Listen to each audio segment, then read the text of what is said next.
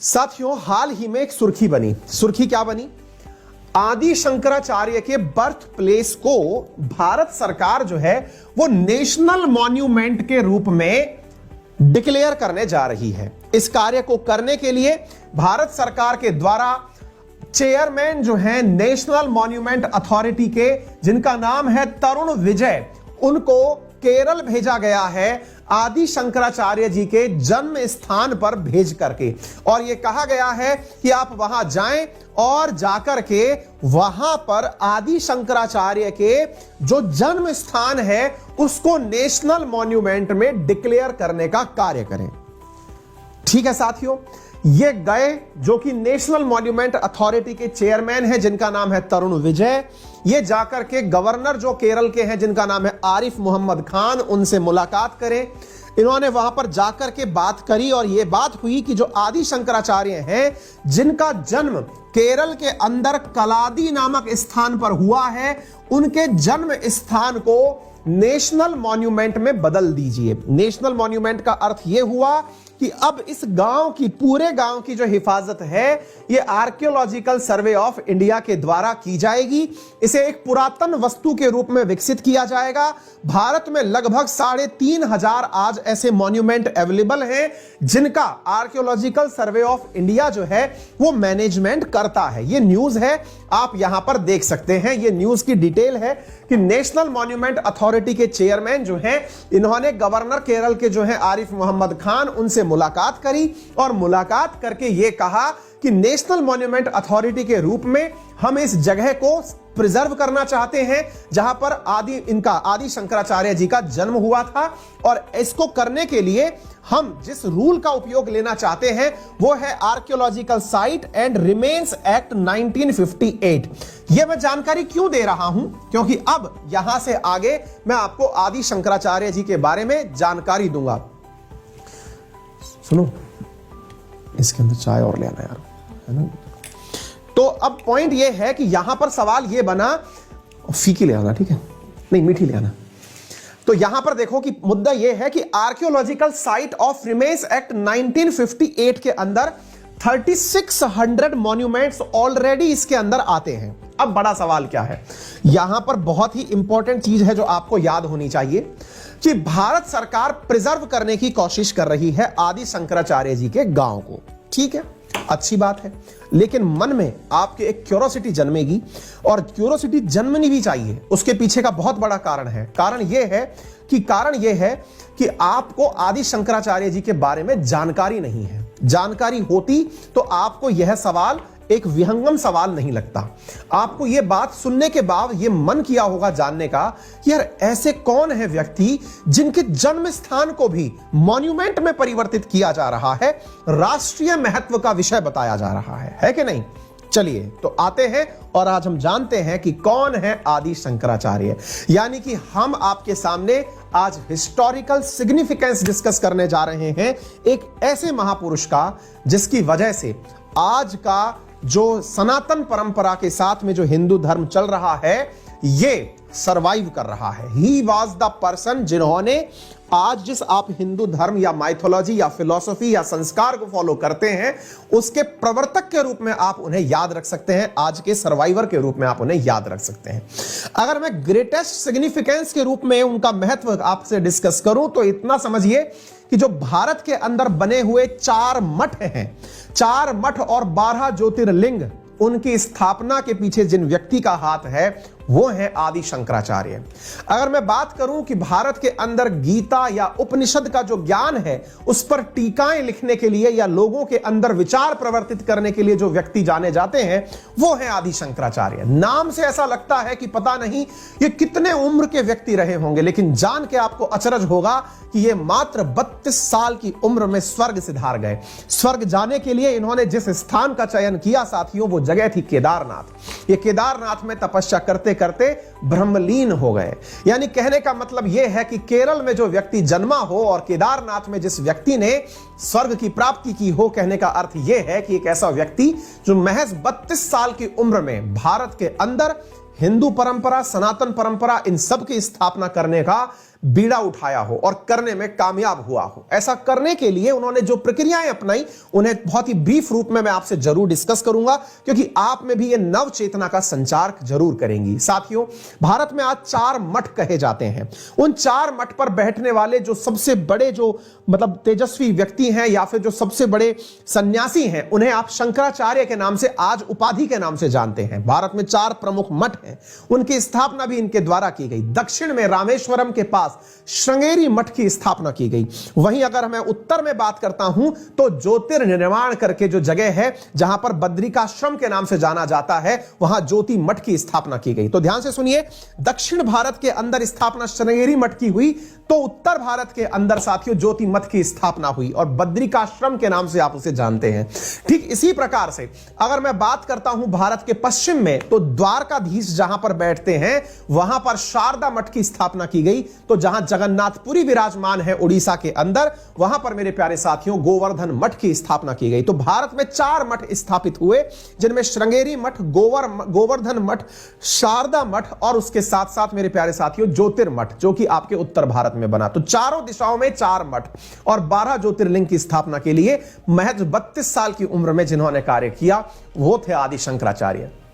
साथियों, कहने और सुनने के लिए इनके ऊपर बहुत सारी कहानियां, बहुत सारे एपिसोड्स, बहुत सारे धारावाहिक बने हैं, लेकिन जिन चीजों से आप में गजब की प्रेरणा आ सकती है वो बातें मैं आपसे साझा कर रहा हूं। कहते हैं कि भारत में एक समय था, देखिए जब भारत का इतिहास उठा के पढ़ते हैं, एंशिएंट इंडिया आप पढ़ते हैं, तो आपको जानकारियों के रूप में प्राप्त होता है कि सिंधु घाटी सभ्यता, जिस समय पर प्रमाण मिलता है कि किसी पशुपतिनाथ की पूजा हुआ करती थी, कुछ इस प्रकार की जानकारियां मिलती हैं कि उस समय पर ऐसी रिचुअलिस्टिक परंपराएं तो नहीं थी, लेकिन कुछ दैवीय शक्तियां उपस्थित थी जिसकी आज तक व्याख्या नहीं हुई है, लेकिन एक बूढ़े पुजारी की फोटो वहां पर जरूर मिलती है। आपने देखा होगा सिंधु घाटी सभ्यता हम पढ़ते हैं। सिंधु घाटी सभ्यता के बाद में जब इतिहास को पढ़ते हुए आते हैं तो एंशिएंट इंडिया में आपकी मुलाकात होती है वैदिक काल से। वैदिक काल एक ऐसा काल जिस समय पर वेदों की चर्चा हुई, एक ऐसा काल जिसमें कि प्रकृति को सबसे प्रिय माना गया, लोगों को उनके कर्मों के आधार पर विभक्त किया गया। एक ऐसा काल जिसमें पूजा पाठ करने वाला व्यक्ति पुजारी बना, जहां पर कृषि करने वाला व्यक्ति जो है वो उसको मतलब जाति के अंदर जो आज आप 4 वर्ग पढ़ते हैं, 4 वर्ण पढ़ते हैं, जिनके अंदर आप ब्राह्मण पढ़ते हैं, क्षत्रिय पढ़ते हैं, वैश्य पढ़ते हैं, शूद्र पढ़ते हैं, असल में इन कार्यों का विभाजन इस आधार पर हुआ, इन वर्णों का विभाजन इस आधार पर हुआ कि वो व्यक्ति कार्य क्या करता है। बात हो अगर शूद्र के रूप में जाने जाने वाले जो लोग थे, असल में वो काश्तकार हुआ करते थे, कृषि कार्य करने वाले लोग हुआ करते थे। वहीं पर व्यापार करने वाला वैश्य बना, रक्षा करने वाला क्षत्रिय बना और पूजा पाठ और पढ़ाने वाला जो व्यक्ति है वो ब्राह्मण बना। कार्यों के आधार पर वर्ण के विभाजन की जो परंपरा थी वो वैदिक काल में चलती थी। वैदिक काल के बाद जब आप थोड़ा आगे बढ़ते हैं तो समय आता है पोस्ट वैदिक काल का, जहां पर जन्म को ही वर्ण का आधार मान लिया गया, अर्थात ब्राह्मण का बेटा ब्राह्मण होगा, क्षत्रिय का बेटा क्षत्रिय होगा और शूद्र का बेटा शूद्र होगा। और साथियों, भारत के अंदर उस समय शुरू हुई कौन सी परंपरा? कर्मकांड की व्यवस्था। कर्मकांड की व्यवस्था का मतलब यह हुआ कि पंडितों के द्वारा, ब्राह्मणों के द्वारा जिस प्रकार के कार्य करवाए गए उन सब के अंदर कि अपने आप को इस तरह की सुप्रीमेसी पर डाल करके रखना कि हम पूरे समाज के प्रवर्तक हम ही हैं, और प्रवर्तक होने के नाम पर समाज के विभिन्न वर्गों को उनके कार्य असाइन किए जाने लगे कि आप इस कुल में पैदा हुए, इस वंश में पैदा हुए तो आप यही होंगे और यही कार्य करेंगे। तब तक यह जानकारी छिन चुकी थी। क्या जानकारी छिन चुकी थी? कि आपका जन्म के आधार पर वर्ण का निर्णय होता है। तो ऐसी स्थिति में साथियों, यह वर्णाश्रम व्यवस्था का सबसे बिगड़ा हुआ रूप था पोस्ट वैदिक काल। भारत के अंदर पनप रहे इस पोस्ट वैदिक काल में जो कुरीतियां थी, जिसमें से शूद्रों का जो दमन हो रहा था और विशेष रूप से भारत के अंदर जात पात का जो भेदभाव शुरू हो गया था, इसी बीच में भारत में पनपता है बौद्ध धर्म। असल में बौद्ध धर्म पनपने का जो सबसे बड़ा कारण था वो इतिहासकारों का मत है कि भारत में जो पहले से पोस्ट वैदिक काल में चली आ रही परंपराएं थी, उनके अंदर जो ऊंच नीच का भाव पैदा हो गया था, जात पात का भाव पैदा हो गया था, उस भाव से निपटने के लिए ही जो व्यवस्था उत्पन्न की गई थी, वही व्यवस्था बौद्ध धर्म के अंदर सबसे ऊपर निकल के आई। क्योंकि बौद्ध धर्म के अंदर जो सबसे इनिशियल रूप निकल के आया वो ये था कि यहां पर जात पात जैसी कोई चीज ही नहीं होगी। गौतम बुद्ध गौतम बुद्ध के द्वारा मेरे प्यारे साथियों जो पूरी दुनिया को पाठ पढ़ाया गया वो ये था कि भाई हमारे बीच में सब तरफ समानता है, किसी भी प्रकार का भेदभाव नहीं होगा, सब लोग मिलजुल करके एक साथ रहेंगे। और यही कारण था कि बुद्धिज्म बहुत बड़ी मात्रा में प्रमोट हुआ, और प्रमोट होने के साथ साथ जो जात पात और भेदभाव से पीड़ित वर्ग था उन्होंने बुद्धिज्म को हाथों हाथ लिया। बुद्धिज्म फैला और साथ साथ जैनिज्म फैला। लेकिन वास्तविकता में बुद्धिज्म और जैनिज्म के अंदर भी चूंकि ये परंपराएं पोस्ट वैदिक काल से चली आ रही थी, कालांतर में ये समय बीतता गया और फिर यही ऊंच नीच और भेदभाव की जो परंपराएं हैं ये बुद्धिज्म में भी व्याप्त होने लगी। यानी शुरुआत में जब गौतम बुद्ध का समय था तो कहते हैं कि गौतम बुद्ध ने ऐसा कोई नियम कानून कर्म कांड प्रपंच कुछ नहीं बनाया, लेकिन जैसे जैसे जो पोस्ट बुद्ध काल निकल के आने लगा उस समय पर बहुत सारे नियम बनने लग गए, मठ बनने लग गए, बुद्धिज्म के अंदर भी वर्गों का विभाजन होने लग गया, मीमांसा काल में लोग चले गए, बहुत सारी बातें ऐसी होने लग गई, मठों के अंदर महिलाओं की एंट्री को लेकर के बवाल होने लग गया, तमाम प्रकार की कुरीतियां आ गई। बौद्ध धर्म को बौद्ध अनुयायियों के द्वारा ही बिगाड़ दिया गया। यही कारण है कि आज भारत के मेनलैंड इंडिया में आपको बुद्धिज्म को मानने वाले लोग बहुत कम मिलते हैं। साथियों, बुद्धिज्म के अंदर बहुत सारी अवनतियां आती जा रही थी, बहुत सारी मतलब कुरीतियां बुद्धिज्म के अंदर एंटर कर रही थी। और उसी समय पर आदि शंकराचार्य का जन्म होता है कलादी नामक स्थान केरल पे। कहते हैं कि आदि शंकराचार्य के जो माँ बाप थे ये भगवान शिव शंकर के बहुत बड़े भक्त हुआ करते थे। इन्होंने काफी साल और काफी समय की पूजा पाठ के बाद भगवान शिव के अंश के रूप में शंकराचार्य को अपने संतान के रूप में प्राप्त किया था।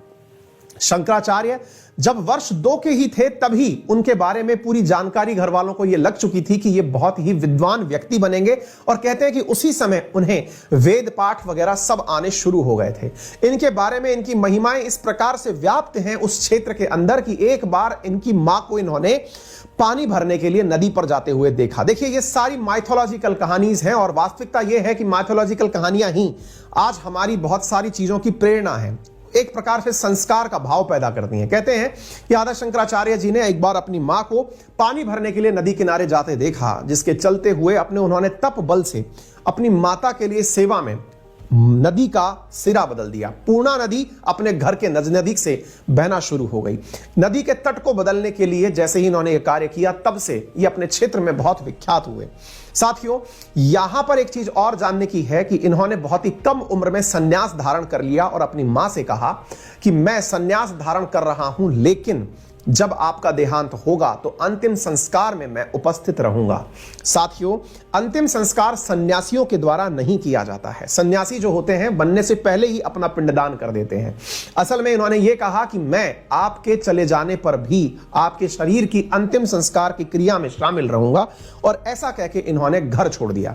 और घर छोड़ करके संपूर्ण देश में व्याप्त जो भी ऐसी व्यवस्थाएं थी जिससे कि धर्म का अंत हो रहा था या लोग आपस में एक दूसरे से वैमनस्य रखने लगे थे, ज्ञान का हास हो रहा था, उस चीज को आदि शंकराचार्य ने जगह जगह जाकर के शास्त्रार्थ के माध्यम से उस चीज को आगे बढ़ाया। शास्त्रार्थ का अर्थ होता है कि अगर आप और मैं किसी विषय को लेकर बहस कर रहे हैं और हमने चारों तरफ अपनी ऑडियंस बिठा ली, ऑडियंस का बिठाने का उद्देश्य केवल यह है कि हम ये बताएं। देखिए, आपने कई बार देखा होगा जब भी डिबेट किन्हीं 2 लोगों की चल रही होती है, आप सब लोग वहां पर आकर के बैठ जाते हैं, सुनने लगते हैं। आप सुनने क्या लगते हैं कि आप इसके पक्ष में हैं या इसके पक्ष में हैं। ऑटोमेटिक वाद विवाद में आप किसी के साथ अपने आप को जोड़ लेते हैं। तो समझिए कि आदि शंकराचार्य दुनिया भर में डिबेट करते हुए निकलते थे और यह बताने की प्रयास करते थे कि असल में जो बुद्धिज्म है वो बुद्धिज्म है क्या, है ना। मतलब अगर आप ये मानते हैं कि बुद्धिज्म नवाचार है तो आज के बुद्धिज्म में वही सारी बातें हैं जो कि उस समय के वैदिक काल में हुआ करती थी। पोस्ट वैदिक को उन्होंने प्रमोट नहीं किया और अद्वैत वेदांत का प्रवर्तन किया। उन्होंने कहा कि सब देवता एक ही हैं। अद्वैत, अद्वैत का मतलब कोई 2 व्यक्ति है ही नहीं, सब एक ही है। यानी कि ये संपूर्ण सृष्टि जो है ना वो एक ही है और वो इंसान स्वयं है। अहम ब्रह्मास्मि, इन्होंने अहम ब्रह्मास्मि का जो पद है ये श्रृंगेरी मठ के जो सन्यासी हुए उनको दिया कि आप स्वयं भगवान है, पहले ये विश्वास करिए। और जो सारी चीजें वेदों के काल से चली आ रही हैं उन्हें मानिए। इस प्रकार से इन्होंने संपूर्ण भारत के अंदर एक डिबेट कल्चर शुरू किया और उसके माध्यम से लोगों में वापस वैदिक काल के प्रति आस्था प्रकट करी। कहते हैं कि आदि शंकराचार्य के डिबेट से प्रभावित होकर के बहुत से लोग वापस मूल रूप में लौटने शुरू हुए, वापस हिंदू परंपरा, हिंदू सनातन मान्यताओं को मानने के लिए लौटना शुरू हुए। आदि शंकराचार्य ने देश के विभिन्न क्षेत्रों की यात्राएं करी और इसी प्रकार से शास्त्रार्थ के माध्यम से, डिबेट के माध्यम से लोगों के सामने यह स्पष्ट किया कि वैदिक काल में अच्छाइयां थी, पोस्ट वैदिक काल में दिक्कतें थी, और अपनी बातों को इन्होंने गीता और उपनिषद के जो खुद के लिखे हुए पाठ थे उनके माध्यम से जन जन तक पहुंचाया और अपने मतलब ज्ञान का प्रचार प्रसार सब जगह लिख लिख करके करना शुरू किया। इस प्रकार से संपूर्ण भारत का इन्होंने भ्रमण किया और अपनी जानकारी संपूर्ण भारत के अंदर इन्होंने प्रसारित करी। आप इससे अंदाजा लगा सकते हैं जो व्यक्ति 32 साल की उम्र में स्वर्ग सिधार गया हो वो व्यक्ति किस प्रकार से खास हो सकता है। साथियों, बहुत सारी जगह जब मैं आपको पढ़ाने के लिए बैठ रहा था उस समय भी मैंने सर्च किया कि इनका जन्म का राइट ईयर कौन सा है, तो मुझे जानकारी मिली इंटरनेट के माध्यम से वो 788 एडी मिली, 788 एडी, यानी जिस एरा में हम जी रहे हैं उससे लगभग 1200 साल पहले की बात हम कर रहे हैं। 788 एडी में इनका जन्म हुआ और 820 एडी में इनका स्वर्गवास हुआ। यानी कि यह मतलब ब्रह्मलीला कि मां से किया हुआ वचन निभाने के लिए इन्होंने अंतिम संस्कार की प्रक्रिया में कलादी में आकर के वापस जगह प्राप्त करी। कलादी वापस आए और आकर के अपनी मां के स्वर्गवास की जब हुई तो उनका अंतिम संस्कार पूर्ण किया और अंतिम संस्कार पूर्ण करने के कारण आज भी कलादी में यह परंपरा है जिसको कि सरकार के द्वारा नेशनल मॉन्यूमेंट बनाने की बात चल रही है। वहां यह परंपरा है कि आज भी लोग अपने घर के आगे ही, क्योंकि शंकराचार्य जी ने अपनी मां का जो अंतिम संस्कार किया वो घर के सामने किया, इसी प्रकार से आज वहां का हर व्यक्ति अपने घर में अगर किसी व्यक्ति का देहांत होता है तो उसका जो अंतिम संस्कार है वो घर के सामने ही करता है। यह परंपरा आज भी है। तो नेशनल मॉन्यूमेंट के रूप में उस जगह को सरकार विकसित करने जा रही है। पेरियार नदी के कारण केरल जाना जाता है और वहीं से इनके बारे में जानकारियां निकल करके आती हैं। तो उम्मीद है आप सभी साथियों को बहुत सारी बातें पता होंगी। एक और कहानी है, पता नहीं आप लोग जो है इन सारी बातों को किस तरह से लेते हैं, लेकिन चीजें हैं जो आप इनके बारे में जानेंगे तो आपका बहुत ज्यादा विश्वास पैदा होगा। चीजों के बारे में जानकर के आपको बहुत सारी बातें पता चलेंगी, तो कभी इनके बारे में और जानकारी प्राप्त करिएगा। मैं आज बहुत सारा इनके बारे में पढ़ा, एक आंवला के बारे में जानकारी पढ़ा। आंवला जिसको आप आंवले का तेल जो है ना बहुत फेमस होता है, किस कौन सी कंपनी का पता नहीं, आंवला जो खट्टा खट्टा सा होता है। कहते हैं कि एक बार ये इस तरह की किसी यात्रा पर निकले थे। यात्रा पर निकले तो एक ऐसे गरीब घर में गए जहां पर कि खाने के लिए एक आंवला था। इन्होंने उस आंवले को अपने भोजन के रूप में स्वीकार किया और उस घर पर आंवलों के सोने के आंवले बरके बरसने शुरू हुए। बहुत सारे चमत्कार इनके सब तरफ व्याप्त हैं। इनकी जिस तरह की डिबेट रही हैं वो बहुत सारी जगह पर चर्चित रही हैं, ठीक है ना। तो फिलहाल के लिए इनके बारे में जानकारी मैंने आपको काफी सारी दे दी है। जो आपको इनसे जुड़े हुए सवाल पूछे होने चाहिए वो ये है कि कालरी नामक स्थान पर इनका जन्म हुआ था और ये जानकारी प्राप्त आप अभी से रखिएगा, और वो ये है कि इन्हीं को लेकर के हिंदू कल्चर के अंदर जो आज का हिंदू कल्चर है वो इन्हीं की देन माना जाता है। शंकराचार्य जो है वो यही है और इन्हीं की वजह से सारी चीजें निकल करके आती हैं और इसी वजह से नेशनल मॉन्यूमेंट बनाया जाने की बात हो रही है, ठीक है ना। तो उम्मीद है सभी साथी इस बात को बेहतरीन तरीके से समझ गए हो। ये सारी बातें मैंने आपको बताना शुरू किया था, ठीक है ना। कालादी में इनका जन्म हुआ था और ये ब्राह्मण परिवार के अंदर पैदा हुए थे। शिव गुरु नाम्बुदरी के घर में पैदा हुए थे, ठीक है ना। चलिए, तो उम्मीद है सभी